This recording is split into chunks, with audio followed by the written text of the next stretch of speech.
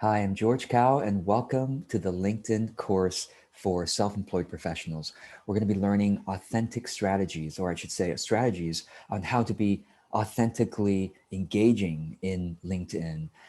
Because if you learn how to actually enjoy using the platform and have a circle of people that you really feel relevant to, that they feel relevant to you and vice versa, then you'll actually use LinkedIn much more effectively, and the business and professional opportunities will arise naturally. So I've been using LinkedIn for 15 years. And in that time, the platform has changed a lot. Some of the earlier strategies that I used to use and taught are no longer available because they've removed certain features and they've added other ones. So I'm glad that you're here because I'm going to be sharing with you the latest strategies that I find to be helpful. And before I get going, I'm just going to do a couple of quick housekeeping things for this course. One is that I am going to talk rather quickly throughout the rest of the course, but that's okay because that's why you have this recording. I do recommend that you watch this twice. The first time, just let it all kind of wash over you. It's going to be a lot of concepts and you're just kind of be getting the language of it, getting the overall strategy. But the second time that you watch this, you'll be able to kind of, now that you have the overview, now you'll be able to apply the course in step by step in your own timing, and in much more detail. So the first time, just let it kind of try to catch as much as you can, and the second time you can be more detailed in your step-by-step implementation. Now, there is a chat log. For those of you who are watching this later, you have access to the chat log. For those of you who are live here, welcome to you. And I am always grateful to see your chats. Whenever you hear a concept that you particularly find useful, I'd love for you to type a few words just to let me know that you found it useful, and just also to remind others and remind yourself when you find something that is helpful. If you have questions at any time, you can also, of course, chat below. I won't be able to take all the questions in real time, but I certainly will be integrating them into the rest of the course. And there's also a Q&A call that you can come to as well that you can sign up for. The chat does go quickly, so if you can't catch everything, don't worry. The chat log will be available for you to read in detail later if you wish to. So let's get going. All right, let me go ahead and share with you the resource document, which is where, kind of the summary notes are. And I'm going to share with you on the screen right now. Okay, so this document is only for those of you who are in the course. So please don't share this with friends or colleagues, etc. If you can have them sign up for my course, and they'll have this document as well. So what we're going to go over today is the overview of the LinkedIn strategy plus profile optimization. Okay.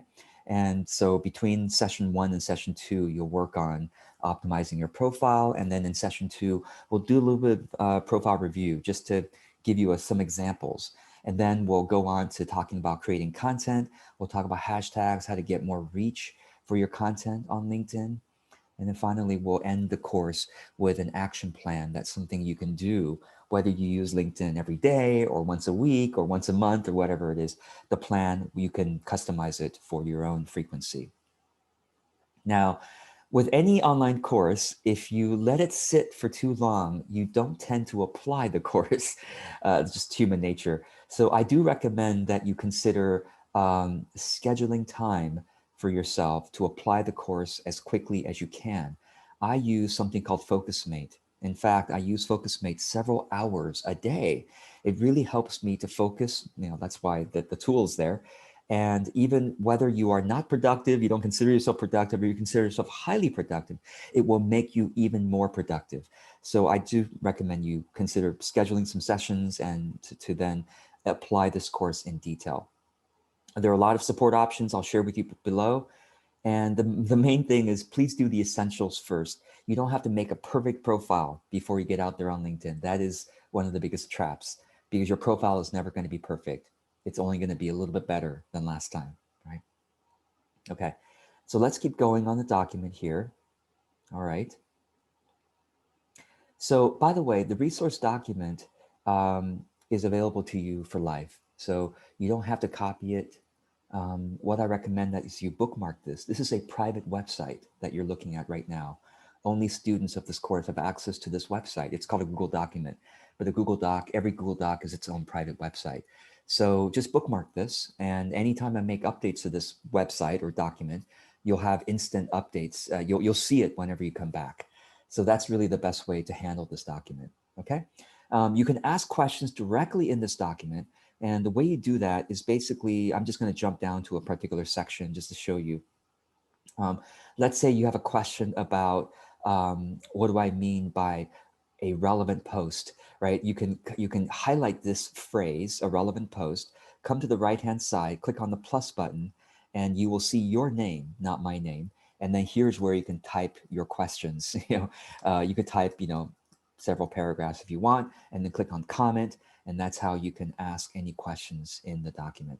If you see that someone has already highlighted a concept you want to ask a question about, you can simply reply below their question, and that'll come to me as well. Okay. All right, let's go back to the support options. There's also the monthly Q&A call. I recommend that you sign up for it. You have access for 2 months after you sign up for this course, so you might as well use it. And there's also a course directory. Now, this is actually a LinkedIn group I've created just for us.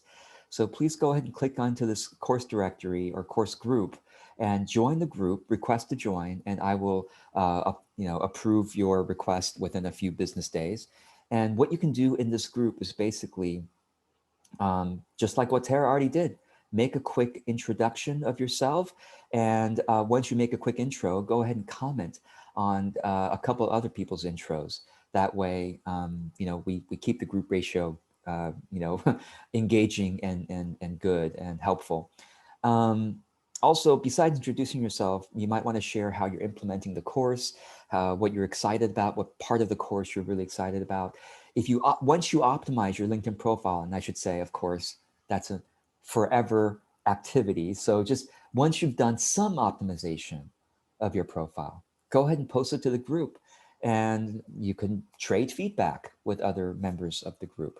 Especially if you want to say, well, I'm really looking for feedback from people who are in this industry or these types of people. So if you know anybody like that, please channel their mindset when you're giving me feedback on my profile. That would be particularly good. And then you might meet, you might develop a conversation with somebody in our group. If it's mutually beneficial, then you may choose to connect with them on LinkedIn one-to-one. All right. And the group is not for asking questions about the course. So any questions about the course, please do come into this document and ask it like the way I showed you by highlighting a relevant phrase and then pressing the plus button on the right side. Okay. All right. And the final thing before we go into the course is please go ahead and open the feedback form now. I would really appreciate if you could kind of fill out the feedback form as you watch the course.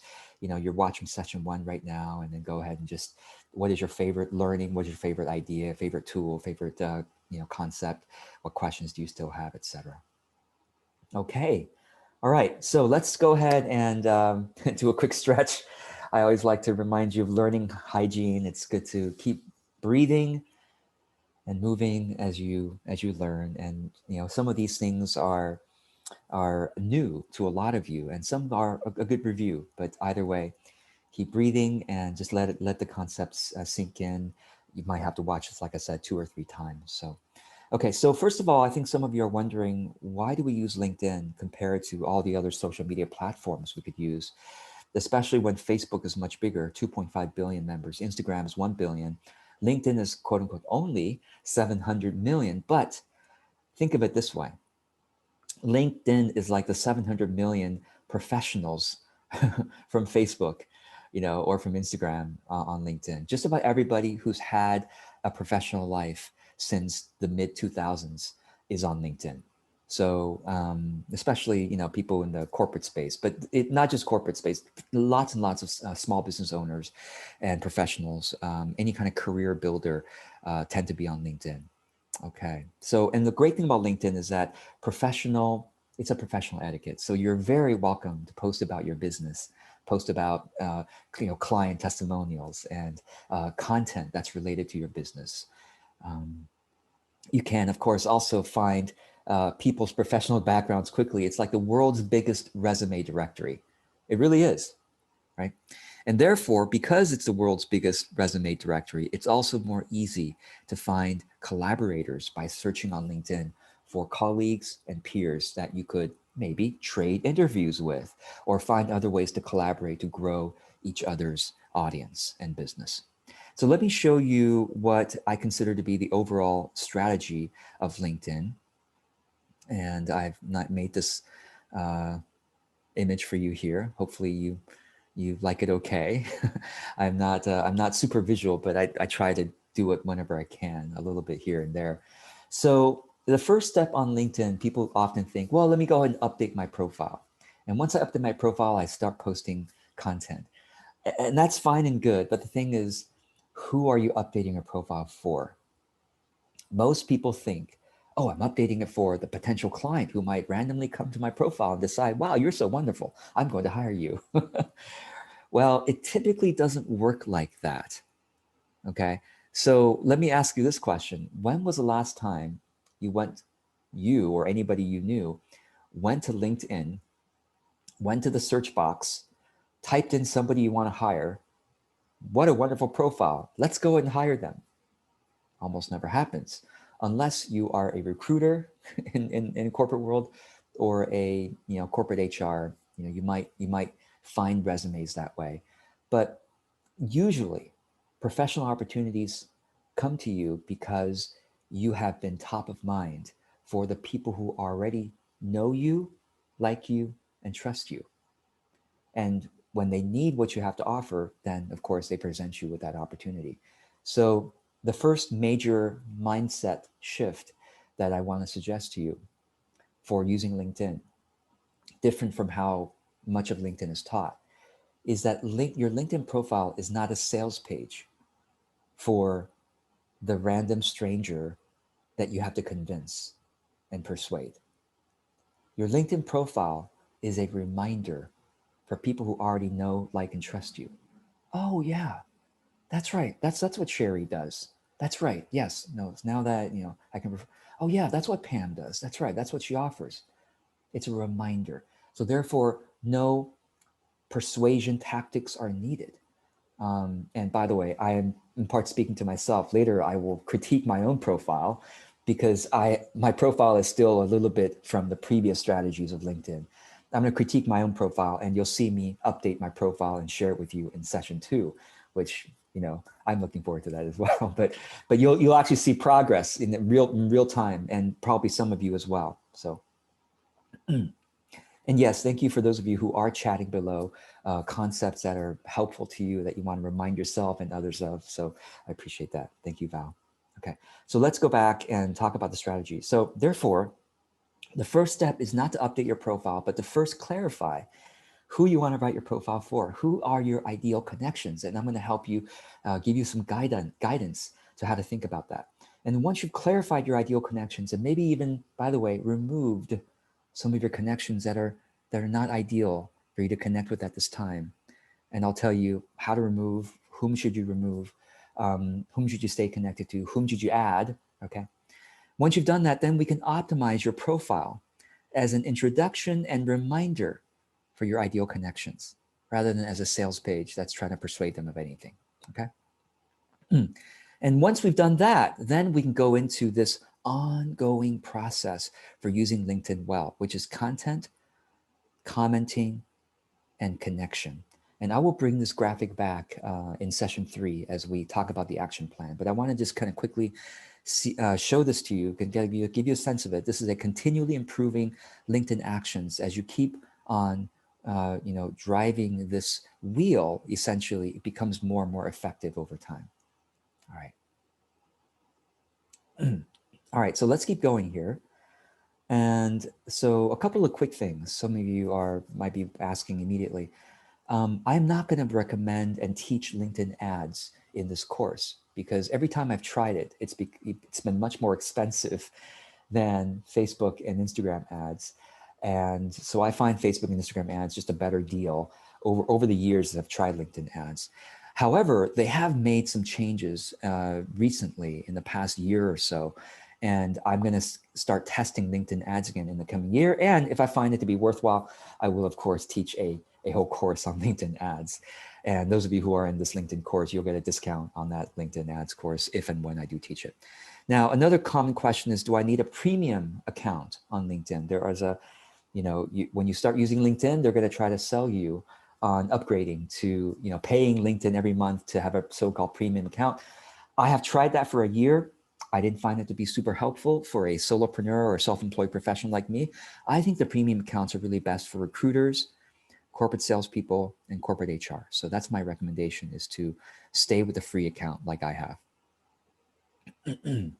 All right, let's keep going here. Now, before we clarify our connections and optimize a profile, I think it's important to review, well, for some of you, this may be new, but why is it people hire you? Why do people buy from you? Now, I think some of us don't even think about this, but that's why it's so helpful to kind of think this through. And you may be hearing my cat in the background. She's trying to give her advice on why people pick her up. So let me just kind of go over this overview, and please feel free to chat if you have any questions. So people hire you or buy from you when 4 conditions exist. The first condition is that they need what you offer and that you're top of mind. That might be 2 conditions, but I'll just say that it's 1. They need what you offer and they remember that you offer it. And how does that happen? Well, you're top of mind when you, it's really the first condition is that you're top of mind, but when they need what you offer, you're top of mind when you are posting content consistently and they see it. And how do they see your content? Well, we're going to talk about in session 2, but they see your content. So that's why you're top of mind. Oh, what's one way? The second way is that they get a notification when you comment on their posts on LinkedIn or on Facebook or elsewhere. But when you comment on their LinkedIn posts, which is still relatively rare, let me say that again. When was the last time someone commented on your LinkedIn post? Versus when was the last time someone commented on your Facebook post or Instagram post? Have you noticed it's so much more rare to get a comment on LinkedIn? So when you comment on someone's thing, it's quite visible, at least at this time. Maybe in 5 years, it'll be different. But right now, it's quite obvious. So they get a notification when you comment. So, and then the third way that you're top of mind is when they get a thoughtful message from you or when someone recommends you, of course. Well, that I call that connection. The second condition is that they're clear about what you do. Okay, so, and how do you help yourself be clear? For your, as a reminder, right? Number 1, you have a profile that's clear. I've already mentioned that. But number 2, you post content related to your field consistently. Okay.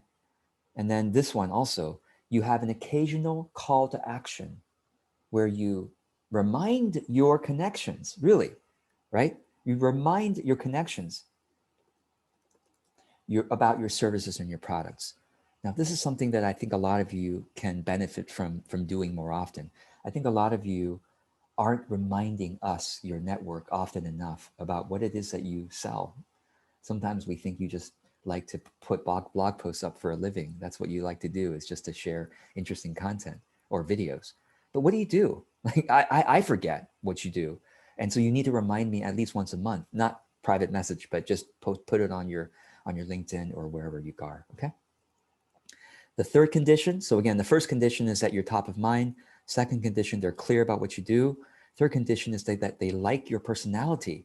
And how does that happen? Well, if your content demonstrates your values and personality, that of course is a very clear indicator. Consistently, wow, that's right. That's what Diane's about. Oh yeah, that's right. That's what Marie Claire, that's her personality. That's right. I like that. And then commenting, of course, when you add comments, right? When you add comments that are based on your personality, that's good too. And of course, if you've been net carrying with them, which we will discuss in session 3 particularly, that also brings your personality forward. And then finally, they trust your expertise. How does that happen? Same thing. Content, really, it's content, commenting, and connection, right? Content over time demonstrates what you do, and connection, if they've experienced your work or know people who have. By the way, if they haven't experienced your work, you might want to invite them to experience your work, assuming that you regularly net care with them, that it doesn't feel too awkward. And we will discuss this later as well. Okay, so let's now go into talking about clarifying your ideal connections. All right, so in the past, lots of people have looked at LinkedIn as, gosh, let me collect as many first-degree connections as I can. How many of you have either consciously or subconsciously done that? I'll raise my hand, right? And those of you who haven't, lucky you. You actually are using LinkedIn, I think, more productively going forward. So now the problem, of course, is that even LinkedIn itself, unfortunately, recommends this strategy, because every time you go on LinkedIn, they're always trying to get you to connect, add more first-degree connections to this random person or that acquaintance or whatever. So it's not really your fault. It's just the way that the system wants you to use it, but it's really not the most, because here's the thing. I want to ask you this. If you had 1,000 connections on LinkedIn, every time you go onto LinkedIn, you're seeing posts from people that you don't really know, or people you kind of know, but is not professionally relevant to you. So you don't really care about their content. It doesn't make sense to you, right? So you kind of keep scrolling. And so therefore, you don't really enjoy using LinkedIn as much. But imagine if you are connected on LinkedIn to 150 people that are professionally relevant to you, that you personally really like, but their professional network is relevant to yours, and vice versa, that you could really benefit from connecting more with each other professionally. You go onto LinkedIn, you're like, oh, wow, yes, of course, I want to network more with that person. I want to connect more, and I like them. I trust their expertise, etc.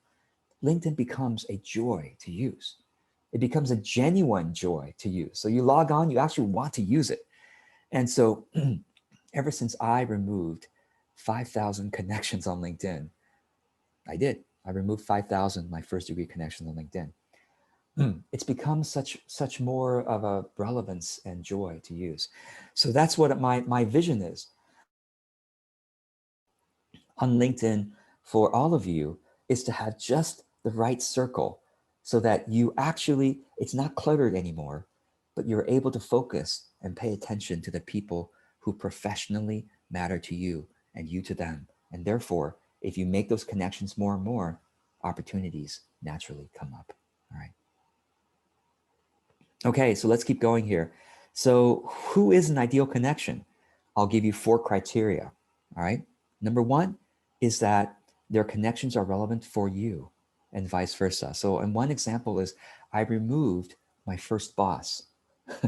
My first boss is now a high performing corporate executive.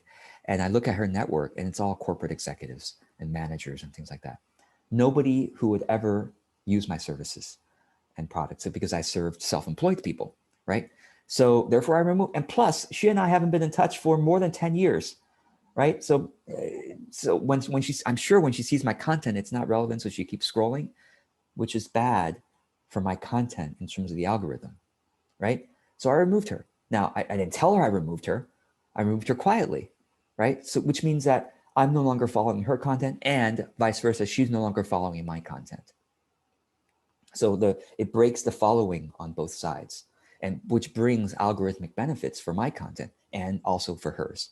Okay, so so basically, how do you know if someone's connections are relevant for you, right? And vice versa. So let me give you some examples here. So let's go to LinkedIn, and Pam, can I use your example since you're here? You're here on the video. Is that okay? Are we connected on LinkedIn? We're not connected. So this is actually a good example for second degree. That's okay. All right. No, I connected with you on LinkedIn. Is that right? Okay. So Ed. we may have some time ago, maybe have years ago, and maybe I removed you. I'm sorry if we did. Oh, you must have removed me, because okay. yeah, that's okay. That's okay. So let me show you, if it's a secondary connection, how do you know before you connect with someone, is their connection, are there is their network relevant to yours? So let's go ahead and scroll down and look at the activity.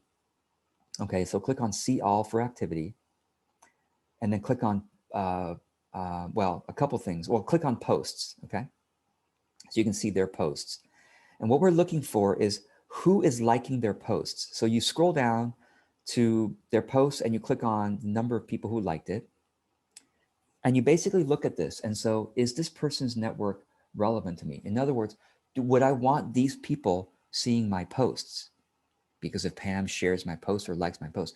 Kelly, yes, I actually would like Kelly to see. Copywriter, yeah, probably. Design leader. So thus far, actually, Pam and I should probably connect because her network is thus far relevant to mine. Let's keep going here. Okay, one person. Kelly again. Okay, let's keep going. 2, 1. I'm just going to see. And of course, like I said, it's hard to get interaction on LinkedIn, isn't it? But I'm just going to randomly see it again. Creative strategy, project management, storytelling. Yes, I think that would be relevant to me. Now, the other way you can look at it, if the person you're looking at doesn't have an activity because they're not active on LinkedIn, you can scroll down to their skills and endorsements. And I guess, Pam, you're just really starting this. So you really don't have anything here yet in terms of people endorsing you yet. Of course, you will after this course. But let me go to another example. A buddy of mine, Susan Peck, I actually work with her on FocusMate almost every day. And we kind of joked about this, that she's not a LinkedIn connection to me. She's in this course as well, by the way. And so Susan isn't active on LinkedIn much, so that's why you don't see an activity section. Do you see? Earlier, we saw the activity section. Susan doesn't have that because she's not active on LinkedIn. So I have to scroll down to her skills and endorsements, and I click on show more. And I basically look at her skills, and I say, are most of her skills relevant to my network? Or basically, no, not really. Maybe newsletters, right? So let me click on newsletters to see who endorsed her for the newsletters. And now let me go ahead and ask myself the question, do I want Donald, Aaron, Bill, Jay, and Pamela seeing my posts? Would they maybe hire me or buy my stuff? No, I don't think so. Medical writer, medical illustrator, none of these really are my potential clients. So that confirms to me that Susan and I probably don't have relevant networks for each other. So even though we're friends, we don't have to connect on LinkedIn. No big deal. We're connected on Facebook. We can connect elsewhere, right? It doesn't mean we have to connect on LinkedIn. You see what I mean? So, all right, let's keep going. So number one, in Susan's case, no, connections are not relevant, and probably vice versa. In Pam's case, yes. So I'm really glad we have this example here. Number two, they're a fan or a friend. Susan is a fan. Pam is a fan. I'm grateful. So that would be a yes. I'm a fan too. I'm a fan of Susan's, but again, not relevant. I'm a fan of Pam. So yes, that check. And ideally they're active on LinkedIn. So that's in Pam's case, that's true. So Pam, you and I should connect, right? So let me actually show you what happens when I connect to Pam here. Let me see, Pam, do you have more than one profile? No, you just have that one profile. Okay, good. So if I determine that Pam is indeed relevant, and by the way, like I said, we are friends and fans of each other. So it's not like Pam's gonna say, who's this? Pam's gonna say, oh yeah, George. So I'm gonna go ahead and click connect and watch what happens. So once I click connect, right, it says you can customize this invitation. Your invitation to Pam is already on its way. Do you want to add a note? Now, let me clarify what's happening here. If I click add a note, this sends a private message to Pam. She won't know that the private message is related to my connection request. She'll just think it's a private message. So a lot of people get confused by that. So if I wrote to Pam, I'd love to connect on LinkedIn. If I just wrote that and I click set done, here, let me show you what happens. I'm gonna send this to you, Pam. Okay, click done. Here's what happens. I can go into my messaging and let me see if it's in my messaging yet. It's not in my messaging. Let me refresh this here. Okay, go ahead and see if this is in my messaging. Okay, it's not yet in my messaging. That's really strange. Okay, well, anyway, Pam would literally receive a message that says, I would like to connect on LinkedIn. And that would be out of context. So long story short is that if you're going to add a note, you don't have to add a note. That's the point. You can simply click connect and be done with it and click done. You don't have to add a note to customize the connection. But if you do add a note, you'll say something more like, hey, Pam, I'm using LinkedIn more now. And so just FYI, we'll see each other here more. I'm just grateful that you're here. I'm looking forward to seeing your content. That's the kind of connection message. Make sense? Okay, just want to clear up some common thing that people have that's confusing. By the way, if you are saying, George, I can't believe I'm not connected to you, you removed me or whatever it is, it's okay. If you can simply follow people, you don't have to connect with them. So for example, I don't know, I'm going to say Brene Brown, okay? Brene Brown is an influencer, right? I could literally click more and click connect. By the way, if you don't see the connect button on someone's profile, simply click more and then you'll be able to click connect, okay? But if I connect with Brene, she's not going to know who I am, right? It doesn't make sense. I can simply click follow. You see what I mean? Then I'm going to start seeing her content. And if I start seeing her content, I might comment on her content. And of course, she's so famous, she's not going to ever know who I am. But somebody like me who's not that famous, you can literally connect with and become friends with me because very few people comment on my stuff. Even though I have an audience and a very nice full-time business, still very few people comment on my stuff. I know I'm sounding desperate now, right? But that's true for most of us LinkedIn people. It's like, oh my God, nobody ever comments on my stuff. But that's the thing. That's my point, is that with people who are mid-tier influencers, or I would say I'm small to mid-tier influencer, you can literally become friends with me because I'm like, oh my God, Pam, you're the only person who ever comments on my stuff. Let's be friends. Let me help you out. You know what I mean? So it's not that hard to become a friend of somebody who's somewhat like has a big audience that can actually promote you. It's not that hard on LinkedIn. That's the cool thing about it. Okay, so benefits of removing non-ideal connections is that you curate a feed you actually enjoy. Now, you don't, by curating a feed, what I mean is that when you're on the LinkedIn homepage, you know how when you come to LinkedIn homepage, do you ever see posts from people you barely know or that you don't professionally care about? All of us probably do. And it's kind of kind of borderline annoying. You're like, I don't want to use LinkedIn because I come here, I don't know these people. But now that I've really made my network really small, I'm like, oh yes, Moitza, I would love to support her, help her, or I'm sure she can help me too. So it's relevant to me. But let's say, for example, that I didn't know who Moitza was. Like, I don't know who she is. And well, okay, let me say this. Let's say Moitza and I are friends, but we're not relevant to each other really, but I would feel embarrassed to remove her.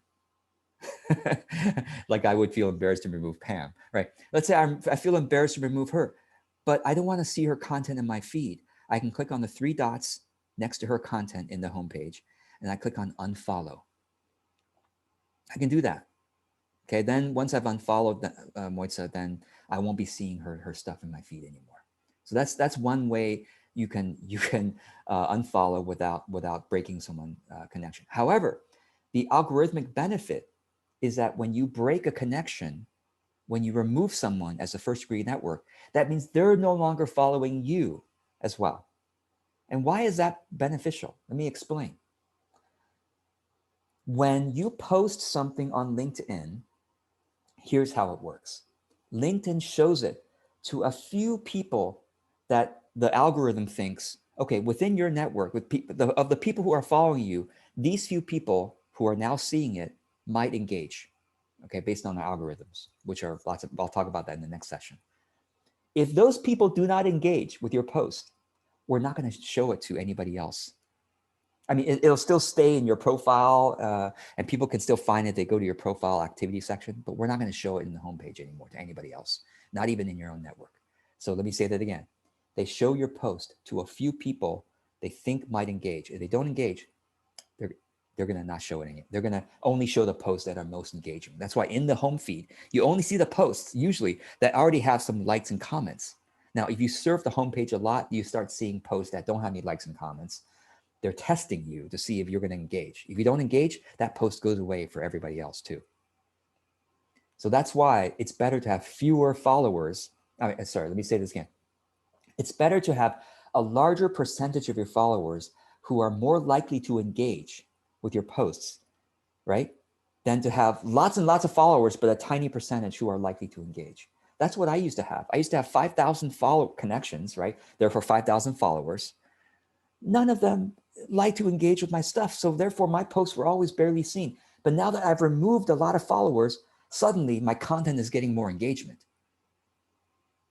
To remove followers means I break the connections, right, among them. So does that make sense? Let me know, just kind of give me a few nods if this is making sense.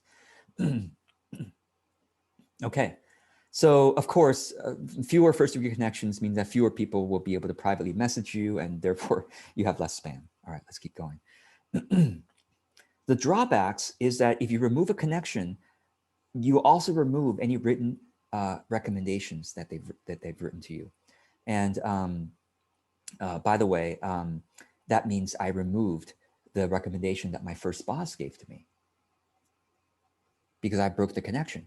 Now, why am I okay with that? Because that job was in a different industry that I don't even care to be recommended for anymore. Does that make sense? It's totally not the same life that I'm living now. Okay. The other drawback, of course, is that you might actually offend some of your connections who believe in the weak ties theory of networking. You can click on that to read all about the weak ties theory. The weak ties theory basically says you will have more professional benefit if you have a lot of weak ties, right?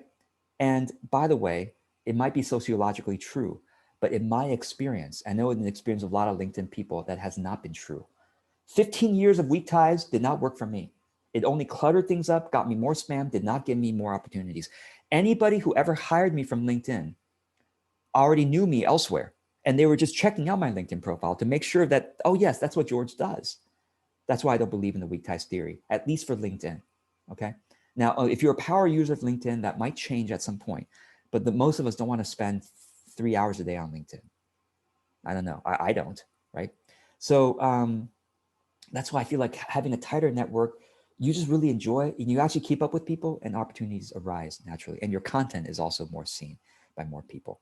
So, all right. So like I said, you don't have to remove people. You can click 3 dots on the homepage and unfollow them from their content. So I want to show you my experience of removing connections. Well, by this point, I had already removed several hundred connections before I took the screenshot. So I had more than 5,000 at some point. 4,500, I was connected with a lot of random people, including this guy. I took this screenshot from this person's LinkedIn profile. He was a former manager of logistics. So this is just a funny thing. Like you should be careful what things you abbreviate, okay? All right. And now my network is actually under 200 first degree connections. So, and by the way, don't worry about contacts. Contacts is basically the people you've imported on LinkedIn. And I'll tell you, please do not import people. When you go to LinkedIn, your network, LinkedIn's going to say, hey, do you want to import a bunch of people, right? Do you want to continue importing? Please don't import people. Now, if you already did that, you already made the mistake. I'm sorry, you made the same mistake that I did. The reason that I don't want you to import people is because LinkedIn starts to send them emails. When you import a bunch of people, there's two types of connections. Contacts are people you've imported. So now LinkedIn knows their email address and will start spamming them to say, hey, do you want to join LinkedIn? Hey, do you want to join LinkedIn? George is also there. But we haven't yet. That's called a contact. A connection is someone you have connected with. Your now first degree connections. You see their content, they see yours. So that makes sense? So I made the mistake early on importing a bunch of people. Now, it's okay. The other thing is that you can always add people back. Just like I accidentally removed Pam, now I'm adding her back because now I realize, oh, right, you know what, we're relevant to each other. So this is really how I'm prioritizing ideal connections now. Give me a second here.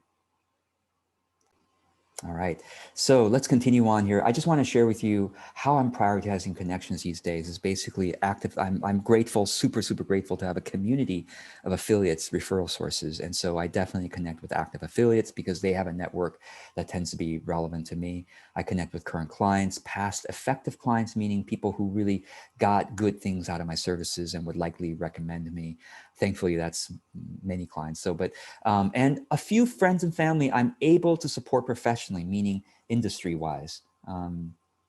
Okay, so I disconnected with my cousin, for example, because he's in a totally different industry and we haven't been in touch for a while anyway. So don't feel Like you have to stay first degree connections with random people that are part of your extended family or classmates or whatever. You can always be Facebook friends. It's not the same as LinkedIn. LinkedIn's keep it as a professional, that focused network. Okay. Okay. So you can always add them back later, like I said. Now, before you remove people, I recommend that you do the following. You click on this link. By the way, in the document, whenever you click links, you may have to click on the link below it. That's how it works. You click on the link and you may have to click on the link below it and then to go there. So once you go to this link, I'm assuming you're logged in to LinkedIn, then you click on the check mark that says connections, and then you click on request archive.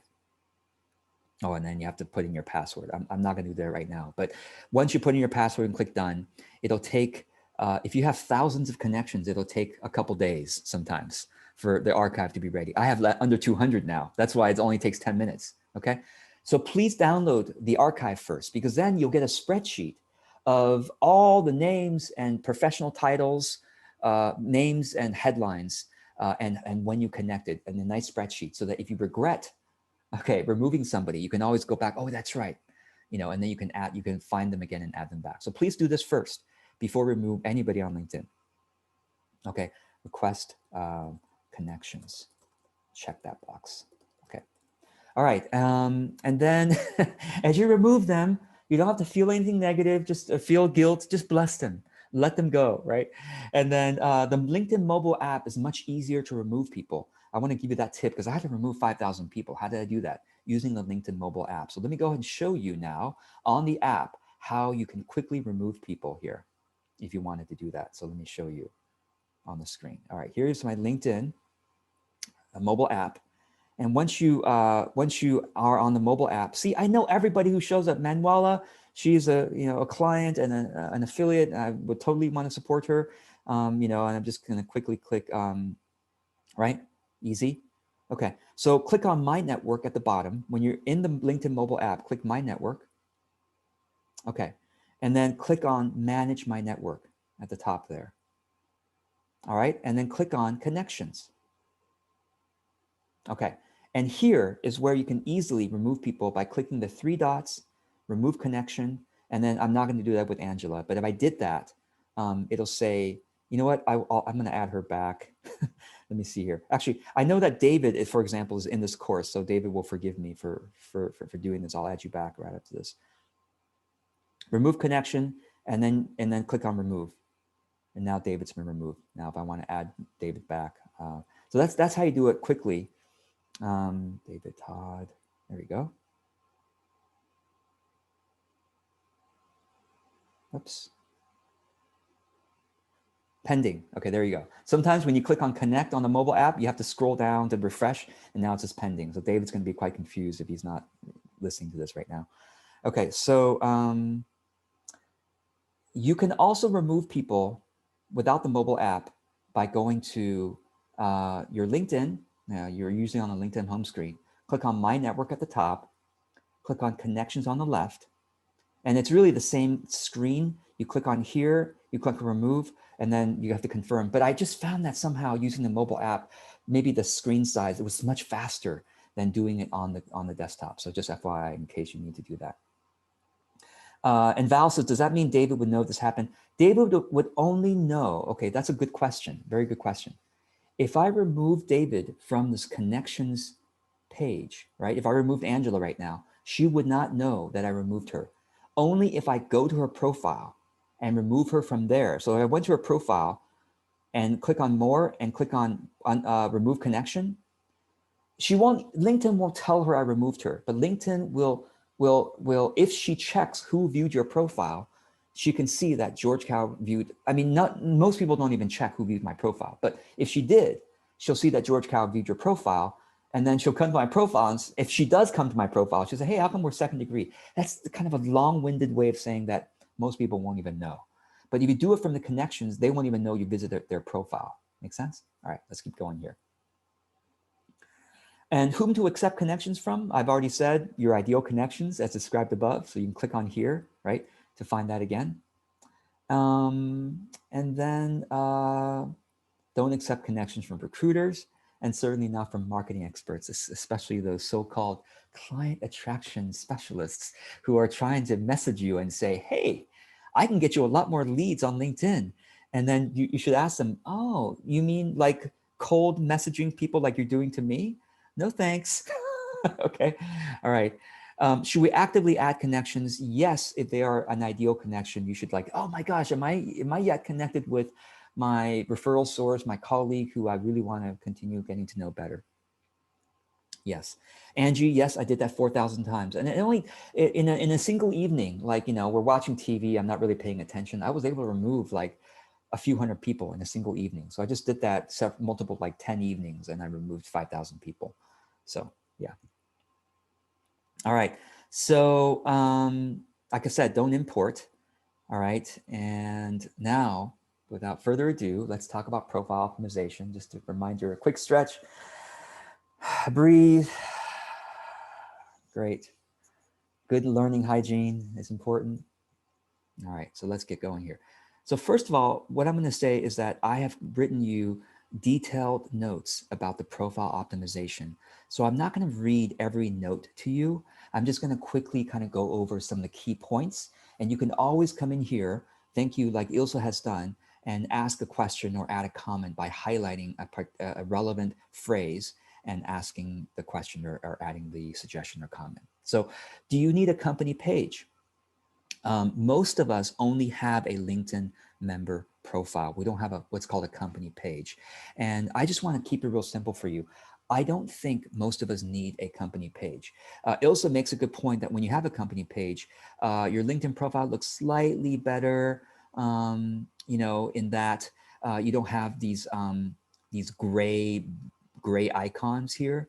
That's a non-company page, right? If you click on this gray icon, you basically end up doing a search on LinkedIn for my so-called company name or whatever. So that's but if I made a company page, I'd be able to have a logo, and then this logo would show up here, but then I'd have to upkeep the company page. It's like having a Facebook business page. You have to upkeep that. And so, and also it looks awkward whenever people have a company page and there's one employee. It's the company pages are not really built for solopreneurs. They're built for people who have employees or really hardcore, not hardcore. They have a lot of contractors, and some contractors might want to add that they work for this company. It's really built for that. But LinkedIn company pages are also, now I believe it's required to run ads. Like I said, I'm going to be testing out LinkedIn ads to let you know if it's worth it. But keep it simple. You don't need a company page. Okay. All right. So, and Sarah says company page allows you to have insights. Yeah, I didn't find those insights to be that useful personally. Maybe you do, but yeah. So I don't know if it's worth it to have that. I think it looks. Whenever I go to someone's company page as like one employee, it looks tacky to me. For those of us who are power users of LinkedIn, just honestly, it looks tacky to have a one employee company page. So FYI. So I'd rather, maybe I should say power users of LinkedIn know that the gray icon is very normal. That's how most people have it. So that's what we tend to judge the one employee company page. We don't judge the gray icon. That's what I mean by power users. Those of us who kind of know the ins of LinkedIn. All right. So the first thing, of course, on LinkedIn is your name, location, and industry. And I've given you a link to edit that. It's very simple. So when you say click here to edit, and then you go ahead and click there, and that allows you to immediately start editing your name. Now, I used to teach people to put keywords in their last name, authentic business coach, right? Ooh, that's so cool. So that your name shows up as the whole keyword. However, that's against LinkedIn's terms of service. And eventually LinkedIn caught up with me and warned me to say, hey, take that off, or we're gonna remove your profile. So it's against LinkedIn terms. I know a lot of people still do it. A lot of people still have it. LinkedIn hasn't caught up with them. It might take years, but it's just also for power users who have been punished by like that. We kind of frown upon people who are trying to game the system. So you might want to remove that if you already have that kind of gaming the system feel to your LinkedIn profile. Okay. Next thing is headline. So go ahead and click here and edit. It's actually the same link as before. And this is where you edit your headline. And your headline can be 220 characters. So you can use wordcounter.net to basically type, and instantly as you type, you can see how many characters come up Okay, so it's very easy to be able to use this tool to come up with 220 characters. And 220 characters is a lot. So I basically have added a lot of, kind of reminding my network of what I do. Now, my own critique for this is that I don't really need to keep it camel casing, because it's a little easier to read if it's not camel. I don't know. What do you all think? I think it's a little easier to read without camel. It looks a little bit too formalistic with camel casing. So I'm going to make it, Facebook, Instagram ads, consultant. I think it's fine. Self-published author. Anyway, I tend to want to make it more friendly. So that's my own critique for myself. And the diamonds may or may not be good. I saw actually, Marie Claire, I saw your profile. I think you use dashes, and that might actually look more friendly and look a little easier to read, or something along the lines, maybe a dash or something like that. That's a little easier, less anyway, I'll like tweak that later. But that's how you edit your headline. And industry doesn't really matter. It's really for people. Well, it matters a little bit. If people are searching on LinkedIn and they're using the industry filter, that does matter a bit. But professional training and coaching is where a lot of us situate ourselves. That's kind of a good default. All right. Okay. So not obviously, headline is extremely important, because whenever you're on LinkedIn and whenever people are on LinkedIn and they're looking at your content, look at this, Vicky Haddock. Okay, safety and culture coach, blah blah blah. Right. So she uses the line. She needs this extra space there, but it's obviously very very obvious. And also, when you go to my network, look, when you add someone as a connection, you remind them of what you do, leading a relationships coach, blah blah blah. Right. So that's the headline. That's all headline stuff. Okay. All right. So what do you put in your headline? Keywords that your ideal audience would search to find someone like you. Now, I might actually change this out. I want to encourage you to think less about your LinkedIn profile as a search engine optimization type thing, which I did for 15 years. It didn't help. Now I'm looking at it more as a human readable profile. So I'm even going to use keywords to remind your ideal audience about your services and credibility, right? Make it human readable. Okay, so let me give you some examples here. If I go to my connections and I just quickly look at this. Look at this. Angela, I help women use active and passive online marketing methods. So it's like this. It's very readable. It's like a little note to people that can easily be read, right? Dorota, guiding sensitive professionals to their natural alignment. Very readable, right? Not overwhelming like mine. You see what I mean? Jillian, community builder, founder of the Joy List, author of Unlonely Planet, speaker. Okay, so that's very helpful. It kind of, oh yeah, that's right. That's what Jillian is known for. Marie Claire, clairvoyant, multilingual energy channeler, et cetera, right? So Audrey, aligning mission-based leaders, a comma, entrepreneur. So it's very readable. I like the feel of that, right? Okay.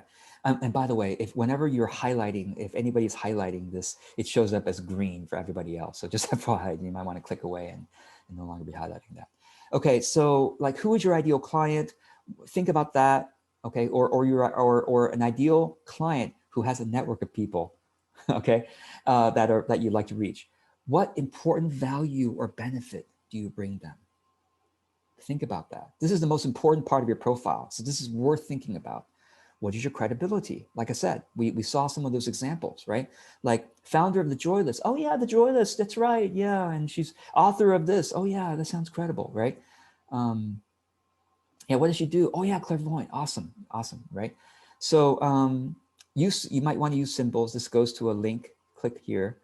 And then you can basically copy and paste any of these things. I use this diamond, for example. You can use a bullet point, see how that shows up on LinkedIn, right? Or any other, lines or things like that, or hearts or whatever you want. Okay. And like I said, you can click on check out your connections. This brings you to that page that we were just looking at to get some inspiration for how your connections did it. And you might want to say, well, I want to do it like her, and I don't want to do it like her. So you can learn it that way. All right. And here's a really good tip.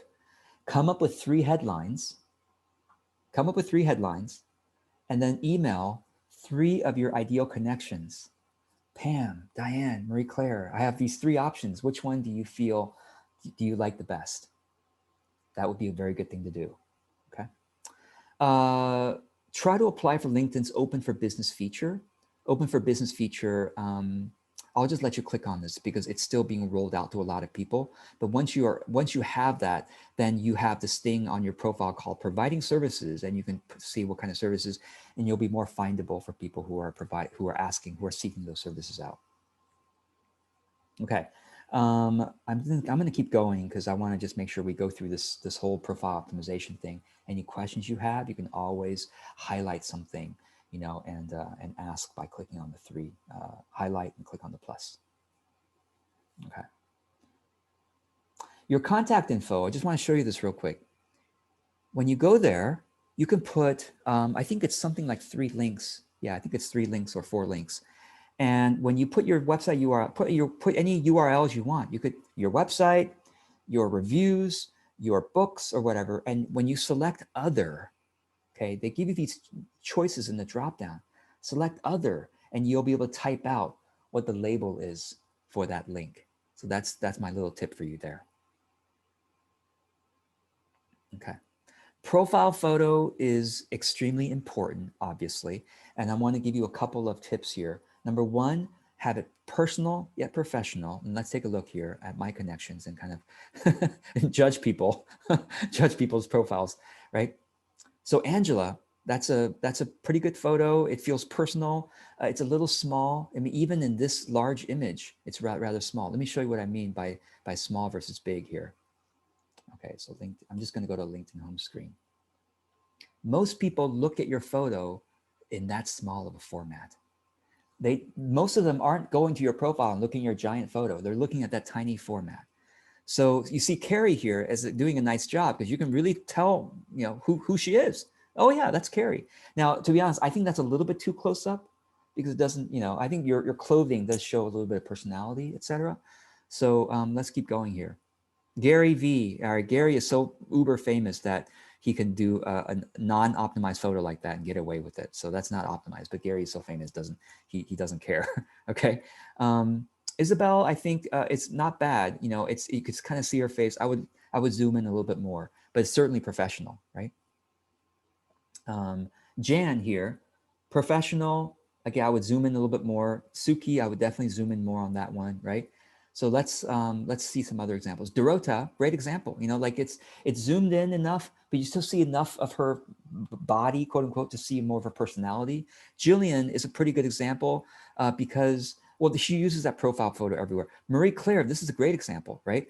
Because it's zoomed in enough, but you can kind of see her personality with her hair color and her hands. So it's just a little bit more. Audrey, that's a good example too, right? Eric, good example, got books behind him, but a little bit zoomed in would be better. So, you get the idea here. So you might want to have 3 choices and email 5 of your ideal connections and just get a poll of your ideal connections, what they would recommend. Cover image is also very important. And that would be basically when you go to someone's profile, this image at the top, this banner is the cover image. And let me show you real quick how you would create that. You basically would go to canva.com, okay? Go to canva.com, log in, and here in the center, you simply click on the search icon or click on the search box and type in LinkedIn, and then wait, and then click on LinkedIn banner, okay? Now, once you come here, you have the option to use something else and edit based on what they've already created and kind of swap images out or swap things out. Or you can start blank. Anyway, either way, if you start blank anyway, you have a perfectly blank template that's perfectly sized for your LinkedIn cover image. Just know that your profile picture shows up on the lower corner. So you might not want to have like words down here that gets covered up. For example, look at this. If I had words down here, that wouldn't work. Okay, so just know that. Okay, and let me just take a moment and let you soak in that. I'm just gonna, that information, I'm gonna see if there are any quick,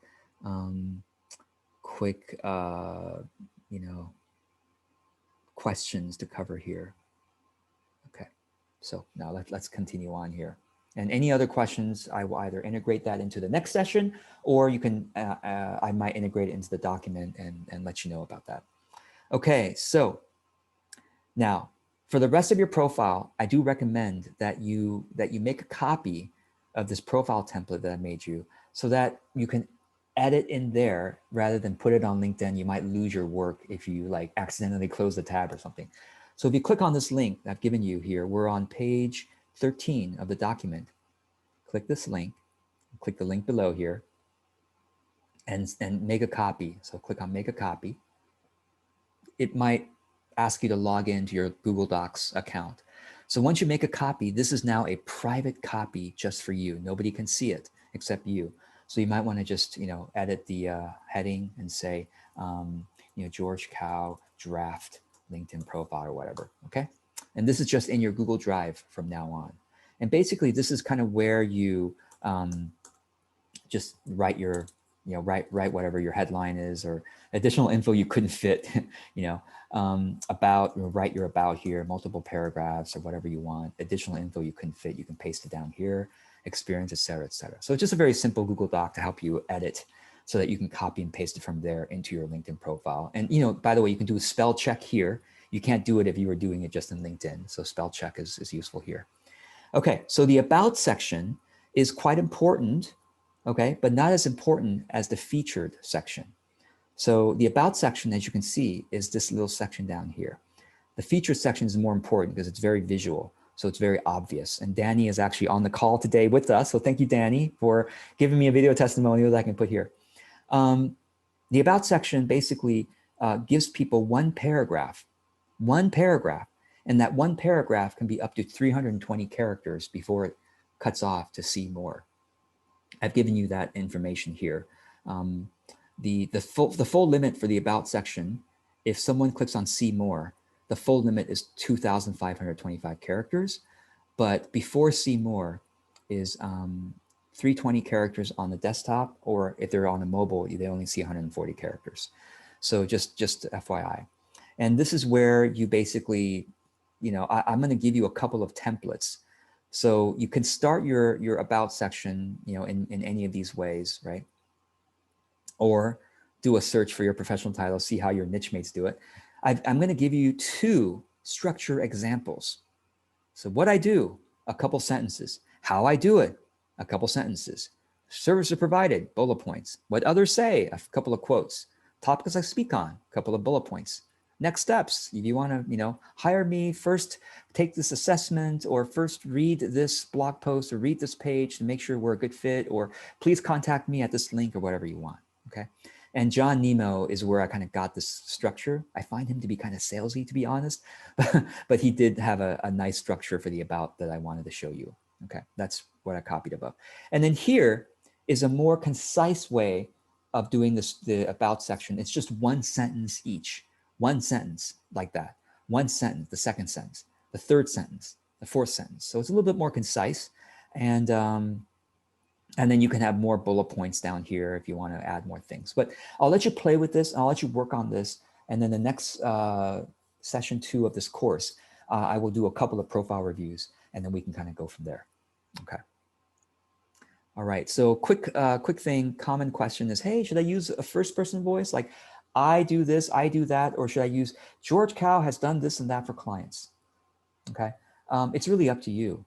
But I would say that for most of us who are, we would consider ourselves heart-based, self-employed people who want to reach people from that more of that kind of feel, I would say first-person voice is probably better. But the key is to keep it consistent. Make it first. If you're going to make a first-person voice here, right? Similarly, make it the first-person voice in your experience area as well. I rather than George Cow has done this, George Cow has done that. But if you want to appear more as an authority, if you want to look like an expert or whatever, then third person voice is typical for that. Okay, so just FYI. Like if you are reaching more corporate people, maybe a third person voice might make sense, unless you're trying to reach corporate people that are very different and, all right. Okay, so the featured section, this is the section I'm most excited about. And I think it's really, besides your headline, name, and cover image and profile picture, this is the most important section because like I showed you, it's the most obvious on your profile. Look at this. I mean, people are gonna look at you here. They're gonna quickly glance at this overwhelming headline, right? And they're gonna keep scrolling down. They usually don't click see more for about. I mean, I know I don't, I usually just, let me refresh again. Usually the about section is not that big, right? Usually about section just says see more. People quickly see past that to featured. Ooh, this is cool. So this is where the imagery really comes alive. And you can put a couple of things here. You can put LinkedIn posts. You can showcase any post you made on LinkedIn. Isn't that cool? It could be a video post. It could be a text-only post. Don't do a text-only post because this is a really nice for images here. So image post or anything like that. You can showcase articles you put on LinkedIn, especially if it has an image in the article, a cover image like this one. This one is an article on LinkedIn. If I click on this, this goes directly to the article. This is the cover image on that article. Okay, and then you can go there. Now, notice that it takes the first couple of words of the article. So I feel like I need to update the article so the first couple of words don't say scroll down for the article. Okay, so if I click here, those are the first couple of words of the article. Scroll down for the article, right? That's not good for the featured section. So I know how to update that.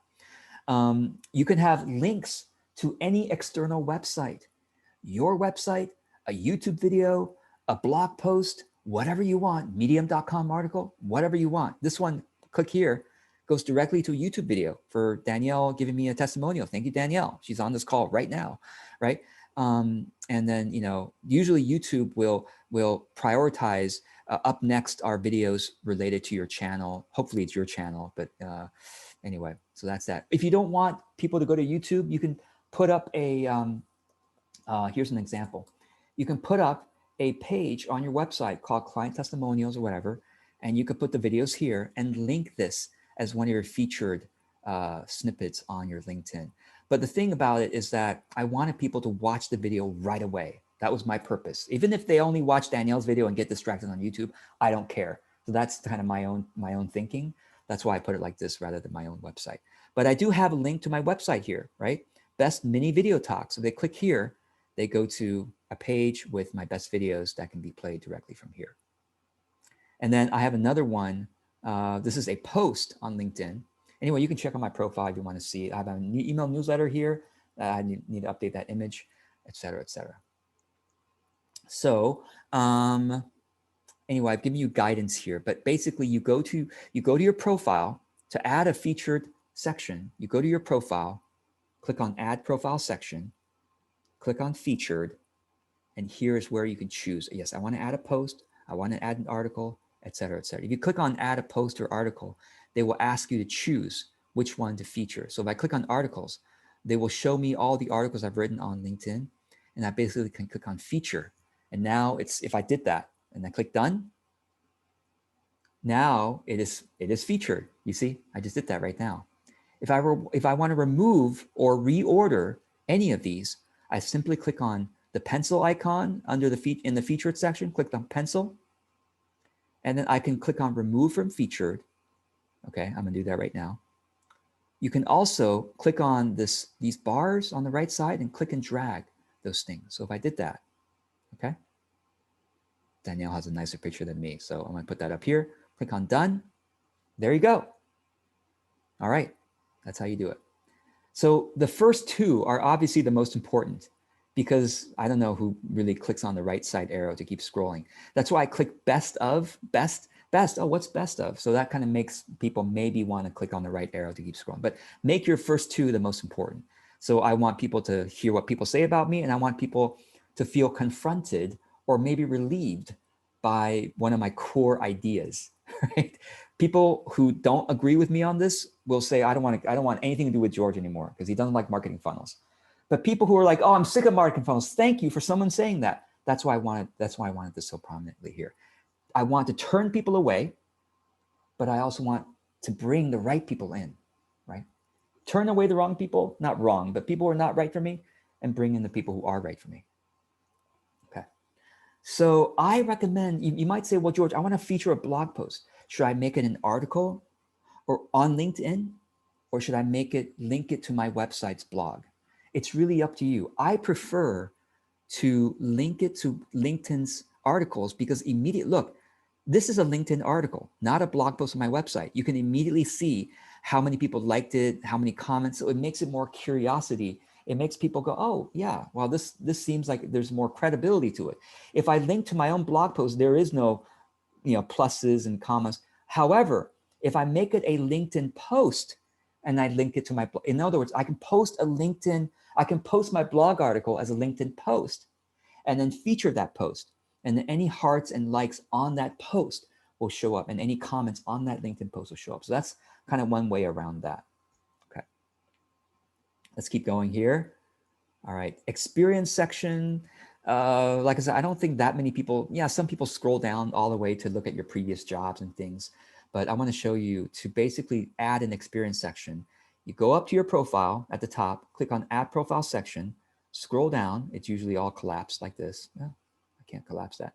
It could scroll down until you find background. It's called background, I guess. Okay, background, and then click on work experience. And that's how you add another job you had or another role you have in your business. You don't have to add all your previous jobs. I'm actually going to, I think I have okay, I'm going to actually revise this a little bit. I copied this from my previous LinkedIn training, and I'm going to revise this. I'm telling you right now. Like I said, I no longer am going to optimize my profile for the LinkedIn search because I've done that for 15 years and it didn't help. I want to optimize my profile as a readable letter to my ideal connections who already know me, and I'm just reminding them what I do. So that's why I'm critiquing my profile right now. I'm going to show you. But before I go on, if you're adding one of your roles, okay, you can add in here, Pam, you might say writing consultant. I don't know what you call yourself, but something like that, okay? And then when you start writing things in, LinkedIn is going to suggest to you what title to use. You don't have to choose any of those. You could say, writing consultant for those who are working on their memoir or whatever. You can do that if you want. And then once you type it out, click outside of the box, and that confirms it. And by the way, I'm going to make sure everyone is muted here. There we go. Okay, now everyone's muted. All right. So click outside the box to confirm it. Employment type, you don't have to put it in. It's not required. Company, this is where LinkedIn tries to make you choose a company page. And so if I say George Cow, okay, authentic business coach.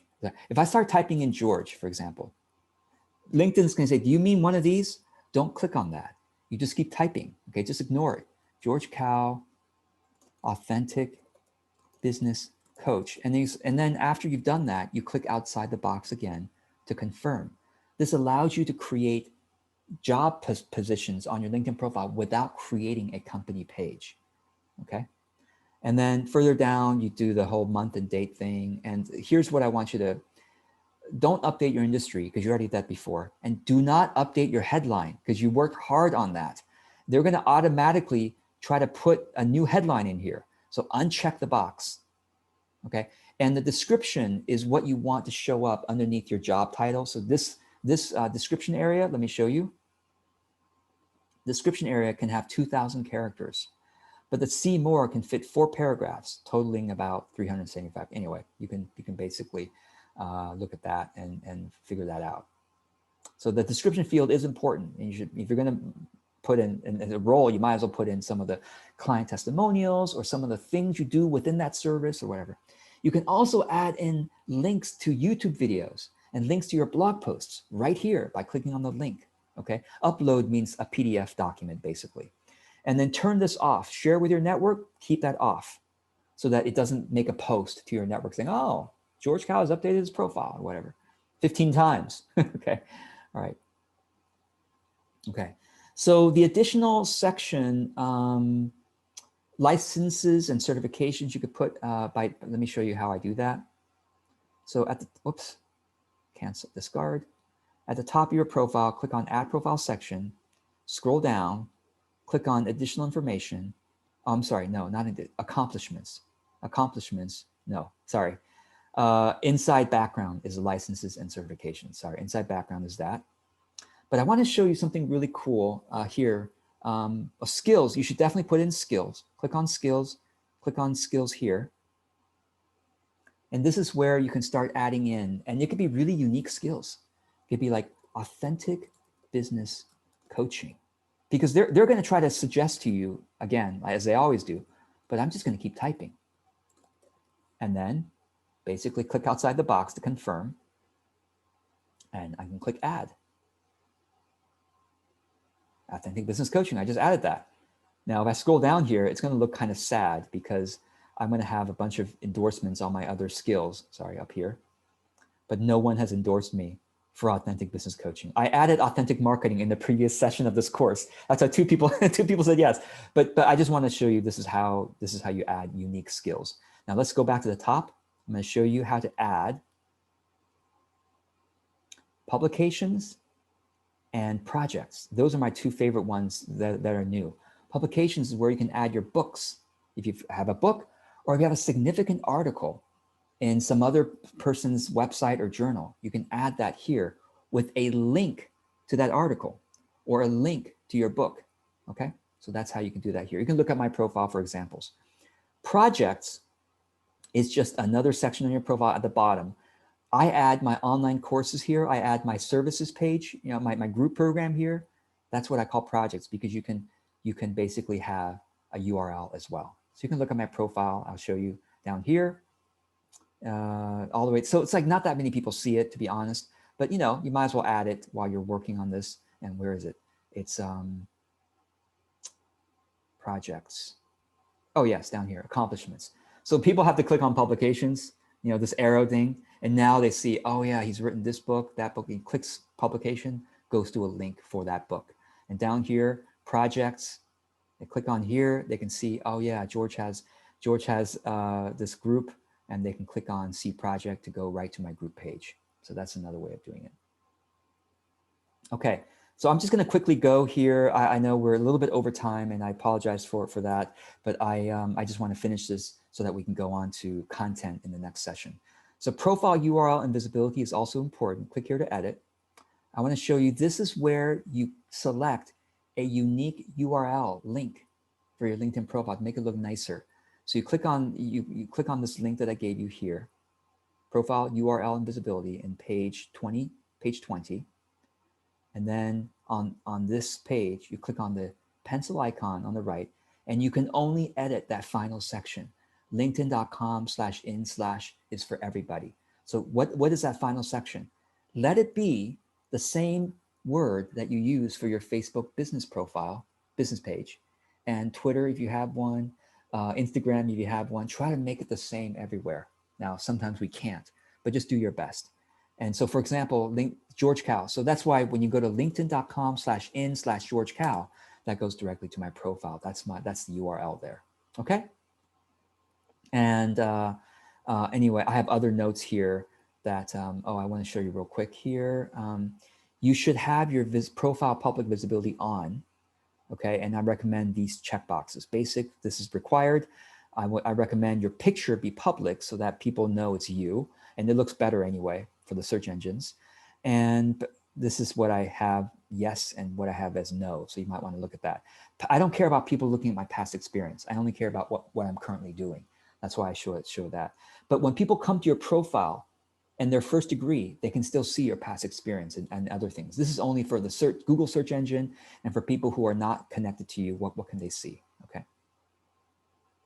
All right.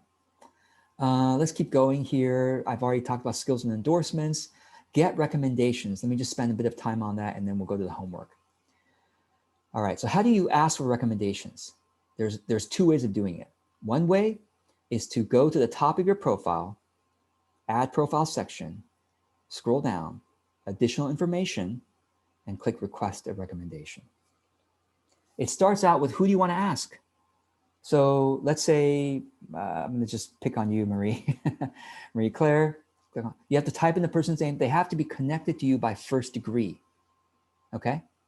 For you to request something of them. So click on that. Select relationship, meaning she was a client. You were a client of Marie's, or Marie was a client of yours. Click that. What was my position at the time? And this is where I have to clean some things up, but let's say business coaching. Click next. Okay, so here is where you can click. A lot of people don't realize that you can modify this, and you really should. So instead of this default thing, I've given you some recommendations here. I'm trying to build up my LinkedIn profile. I wonder if you can open the blah, blah, blah. You can make it your own voice. Even 1 to 3 sentences would be great. Either way, I'm going to say 1 to 2 sentences because people can say more. Either way, I'm grateful for our work together, and then offer them some questions to guide them. Oops. And in your note, offer questions to guide them. What are my strengths? Offer a few questions to guide them. What are my strengths compared to others? What's my favorite part of working with me? Or whatever you want to say. And if they're really busy, offer a draft for them to edit. Let them know they can completely change it. Does that make sense? Right? To help out busy people. So that's one way of doing it. The other way of doing it is to email a couple of friends and say basically this. Okay, I'll show you an example. I'm going to email BCC, yeah, Marie Claire, okay, Pam, okay. Email a couple of people, let's say 5 to 10 people. That's what I would recommend. And say favor to ask. And do it in your own personality and style. But something like this. Hi, friends. I'm BCCing some of you so that any one of you doesn't feel pressure to do this, right? I'm updating my LinkedIn profile, blah, blah, blah. Be grateful, blah, blah, blah. Okay. And then include this link. Okay. Include this link in your email. Okay. Here's the link to do it. Okay. And if they go to that link, they will immediately start the process. They have to log in, and then they'll immediately start the process of writing you a recommendation. Now, please, please, before you use the link, change out George Cow with whatever your public URL is down here, the back section of that. Okay, so don't use the George Cow. Other people have been writing me recommendations. They have no idea who I am. Okay, all right. Okay, and of course, be a giver. Give recommendations to your ideal connections too.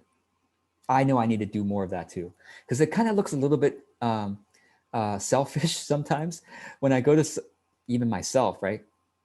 It says, where are the recommendations down here? I've received 18, but I've only given 7. You know, so I know I have to make some updates on this.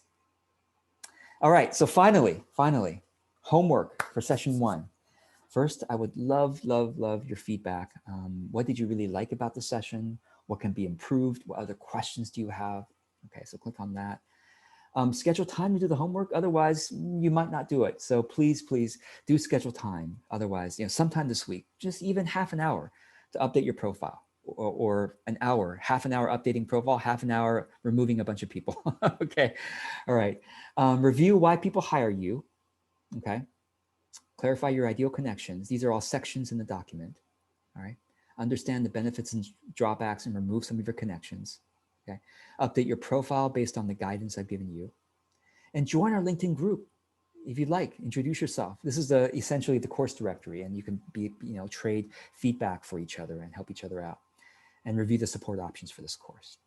So with that, I hope you will do your homework for the session. Next up, we will talk about posting content on LinkedIn, getting more people to see it, and we'll talk about commenting. And finally, we'll end the course with the action plan, to something to do regularly. So I really hope this course already has been helpful. It's changed your mindset on how you can use LinkedIn in a way that you really do enjoy. That's really my hope, is that you enjoy using this platform so that you'll use it with more of your personality, with more of your authentic expression. And that way you'll get more opportunities as a result. All right, so thank you so much. And I will see you in the next session.